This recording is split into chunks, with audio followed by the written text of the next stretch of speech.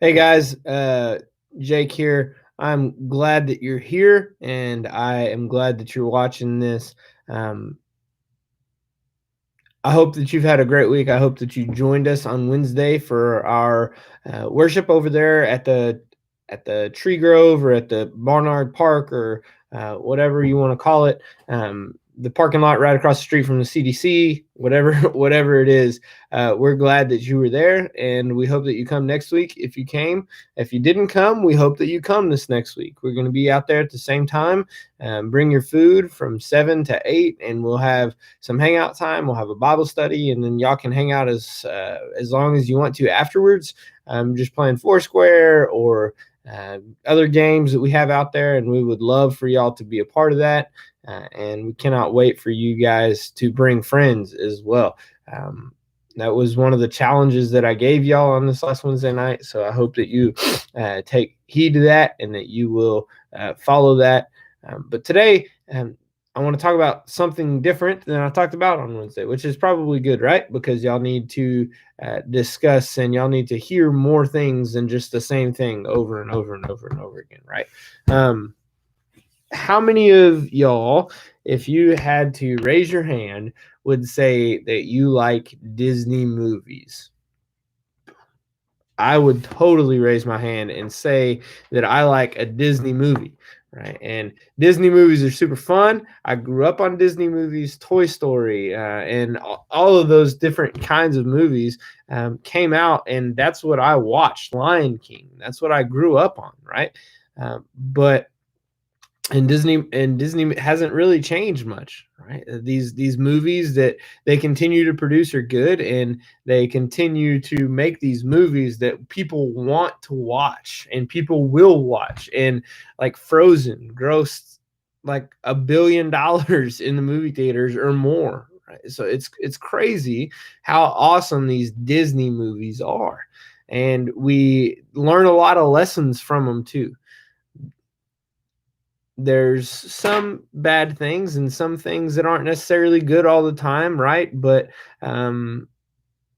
Disney, for the most part, has a really good system of making good movies, and they're really good at that. But something else that they're really good at is their theme parks.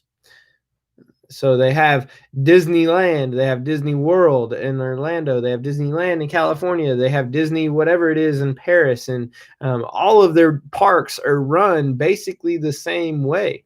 And it's because they have a really good system of how to do things. Now, if you're like, Jake, this is great. Disney is awesome, and I'm glad that you're talking about Disney, and I'm glad that you're finally giving them some recognition, or like whatever your thing is, like whatever your thought is about that. The title of this is Jesus and Disney. Like the title of it is Jesus and Disney. What do those two things have in common? Because as you know, like some of the Disney movies don't really teach us the biblical morals or biblical values, but they do teach some lessons. So how does Jesus and Disney have anything in common?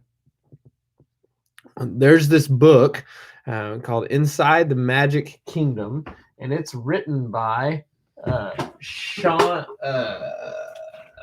something Connellan. Who is it written by? Tom Connellan.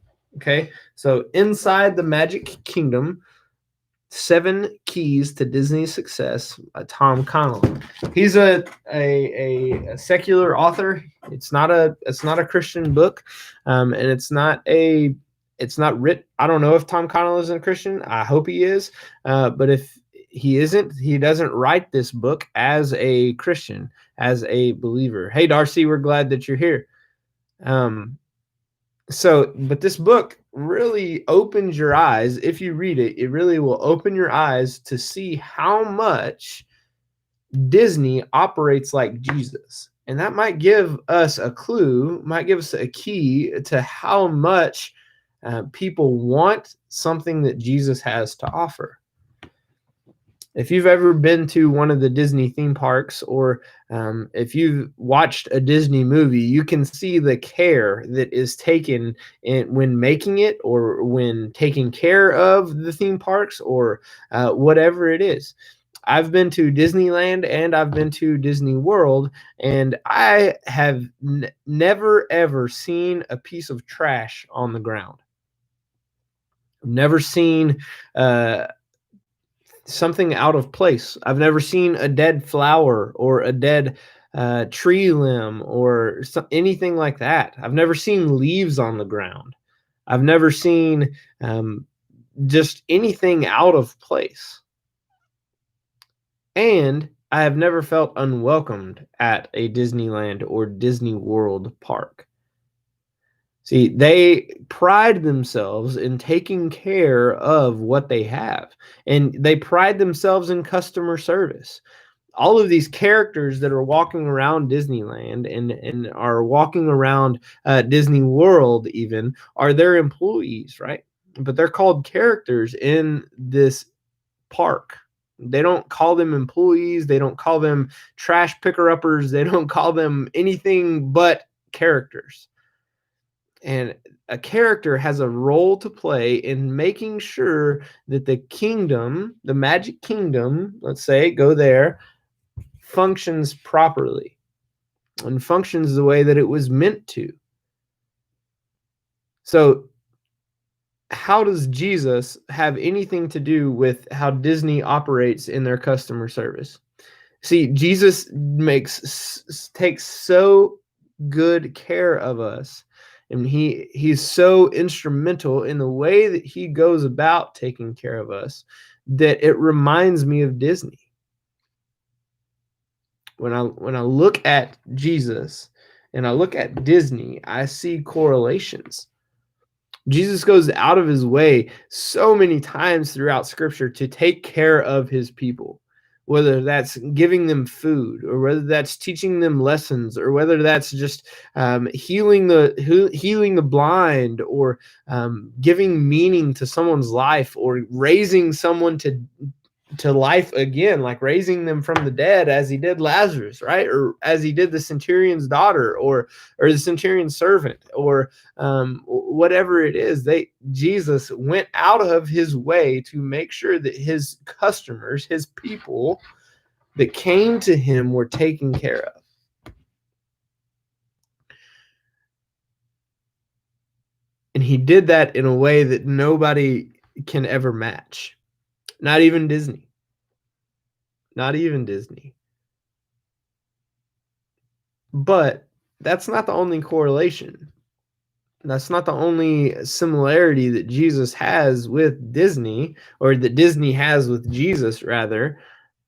Another correlation, another similarity, is that Jesus wants everyone to feel welcome and everyone to come into his kingdom. He wants everyone to be in his kingdom. Like John 14:6 says, I am the way, the truth, and the life, and no one will come to the Father except through me. Right? So he wants everyone. He came to planet Earth to give us a way to get to the kingdom. He came to planet Earth to give us a way to get to the Father. Do you think he wants us there? Yeah, right? Like Jesus went out of his way, came down from a perfect heaven, came down from this place that had everything that you could ever want. He was seated at the right hand of God, where he had always been since the beginning of time. And he was like, I'm going to go down to that place called earth, because they need me to be able to get to this kingdom. And so he went, and he sacrificed, and he lived here for 33 and a half years, and did ministry for 3.5 of that, to teach people how to bring people into the kingdom.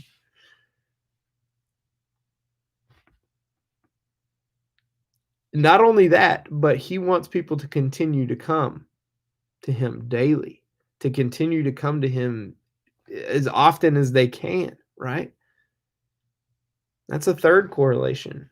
because Disney does such a good job of customer service, and because they do such a good job of taking care of their park, taking care of their people, taking care of their customers, um, over and over and over again, people will continue to come back. And that's just like us, right? Jesus has been so good to us. He's taken care of us over and over and over again when we didn't deserve it. He's given us life. He's given us this hope. He's given us this eternal satisfaction in Him. And we want it. And we want it more. And we want it more. And we want it more. And when we've truly seen it from Jesus, we continue to want it more and more and more every day. When we continue to walk in life that Jesus has given us, we want that life more and more and more and more and more and more and more. It's not just something that is there for us. It's something that we desperately desire. Disney is a great company. They do a lot of good things around the earth, around the planet, around the world, whatever, around the earth, planet, world, same thing. They do a lot of good. But they also do some things that aren't necessarily the greatest. But Jesus does great things all around the world, all around the planet, all around the earth, all the time. And that's all He does is great things. That's all He does is great things. I was reminded of this song this weekend, or not this weekend, this week, rather, when we were just playing music at Wednesday night. I haven't been listening to a whole lot of music over the quarantine time, and so this song, I've heard this song several times before, and it used to be one of my favorites, but I just forgot about it, and just because I haven't been listening to much music. But it's by Hillsong, and it's on the same album as one of my all-time favorite worship songs. But it's Good Grace, or Good Grace, sorry. And it's so crazy to me when I think about this song and when I hear the lyrics of that song, just to dwell on what it means and to listen to what the words say, so that I can just hear it and that I can have it in my mind. And it just does such a good job of describing the good grace of God and the good grace that Jesus has for us.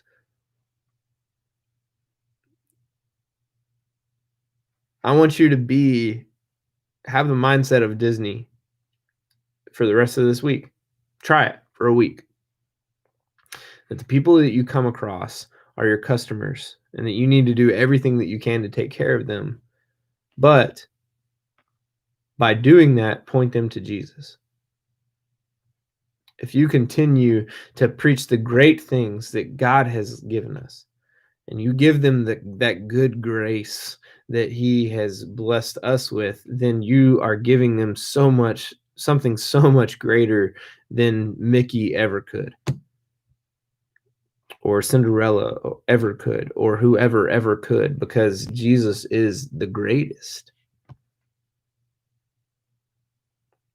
Guys, I want you to see Jesus's face. Not only do I want you to see Jesus's face, but I want you to be Jesus to people. And that doesn't happen until you start loving people and start treating them like they deserve to be treated, to treat them fairly, to treat them equally, to love them more than you love yourself, and to be excited to give them this good news called Jesus. I hope that you got something out of this lesson today, and I just had this thought, and I wanted to share it with you, and I thought it was pretty good. And Jesus, definitely go listen to Good Grace by Hillsong. It's on their United album, or Hillsong United rather. It's on their People Live album. So it has a bunch of great songs on it. Go listen to the whole album. It's on Apple or Apple Music or Spotify. Go get it and listen to it. I love you guys, and I hope that you have a fantastic rest of your day. If there's ever anything that I can do for you, please, please, please, please don't hesitate to reach out. You can do that in the comment section later. You can do that in the chat section right now, or you can also go onto our website at cabcwaco.org and click Get Connected, college ministry, or our young adult ministry, or whatever it is. We would love to get you connected in that way, and we cannot wait to get to point you to the face of Jesus. If you have any questions that you don't want to do that, you don't want to go onto the website or whatever it is, email me at collide, collide.students@cabcwaco.org, and I would love to hear from you there. I would love to answer your questions there. And if you have anything else, feel free to give us a call. At our church, you can Google Columbus Avenue Baptist Church. It'll give you our website, our phone number, our address, our service times, and all that kind of stuff in one convenient location. And we cannot wait to get connected with you. We love you guys, all of you, whether you're watching this now or whether you're watching this 30 years from now. And I hope that you have a great rest of your day, and cannot wait to see you, meet you. Love you guys, and hope you have a great rest of your day. Bye.